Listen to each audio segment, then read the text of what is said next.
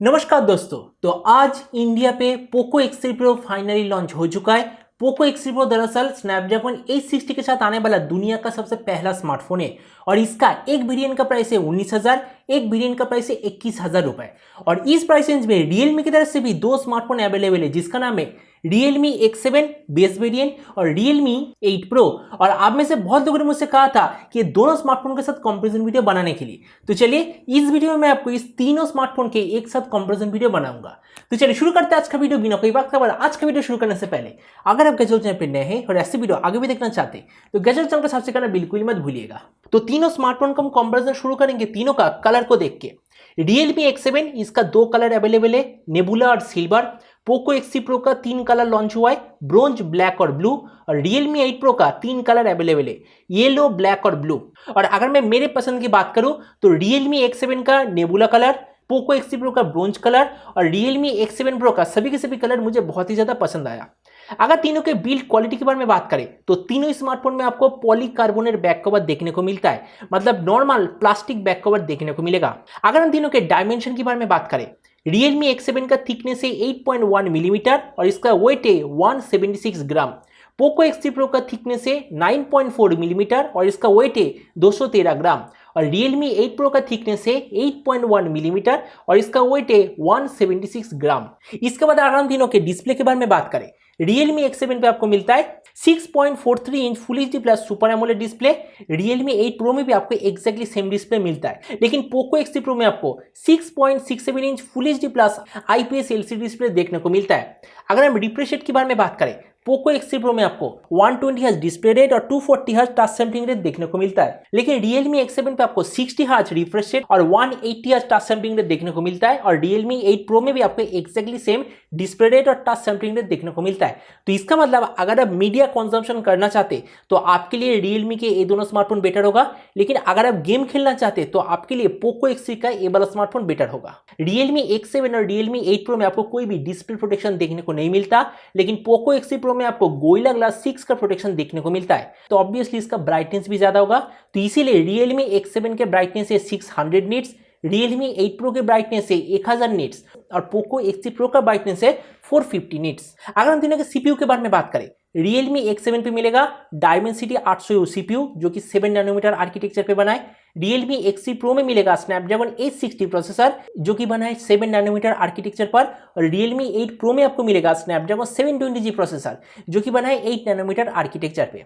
अगर AnTuTu के बारे में बात करें तो इधर सबसे ज्यादा स्कोर करता है पोको X3 Pro का सीपीयू जिसका AnTuTu स्कोर है 4,91,000। सेकंड पोजीशन में आता है Realme X7 का Dimensity 800U जिसका AnTuTu स्कोर है 3,30,000 के आसपास। और थर्ड पोजीशन में आता है Realme 8 Pro का Snapdragon 720G जिसका AnTuTu स्कोर है 2,80,000 के आसपास। और इस साइड में आप देख सकते हैं Realme X7 और Realme 8 Pro दोनों पे आपको कोई भी इनबिल्ट कूलिंग फीचर देखने को नहीं मिलता, लेकिन पोको X3 Pro में आपको लिक्विड कूलिंग का फीचर मिलता है जिसके कारण इस स्मार्टफोन के जो ओवरऑल टेम्परेचर वो एटलीस्ट 6 डिग्री सेल्सियस कम होगा नॉर्मल स्मार्टफोन के मुकाबले। जिसका मतलब पोको X3 Pro परफॉर्मेंस के मामले में इस प्राइस रेंज का सबसे बढ़िया स्मार्टफोन है। अगर हम तीनों के कैमरे के बारे में बात करें, पोको X3 Pro में आपको मिलेगा 48, 8, 2 और 2 मेगापिक्सल का बैक कैमरा, उसके साथ 20 मेगापिक्सल का front camera.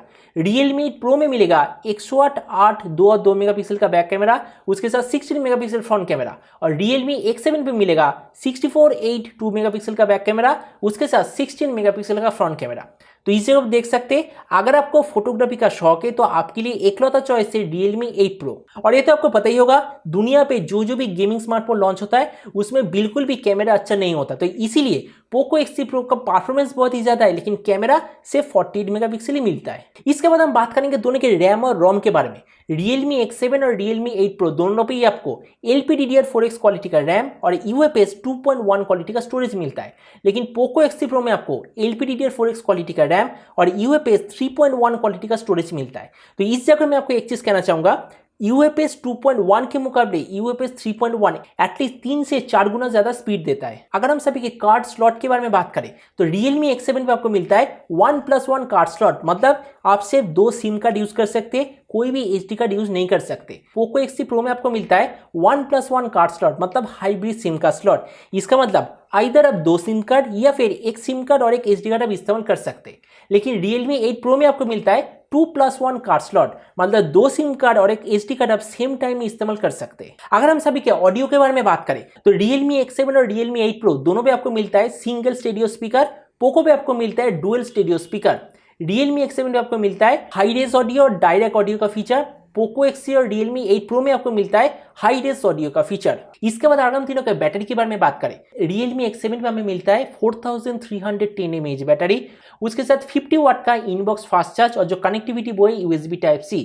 Poco X3 Pro में आपको मिलता है 5160 mAh बैटरी, उसके साथ 33 वाट का इनबॉक्स फास्ट चार्ज और जो कनेक्टिविटी वो भी है USB Type-C।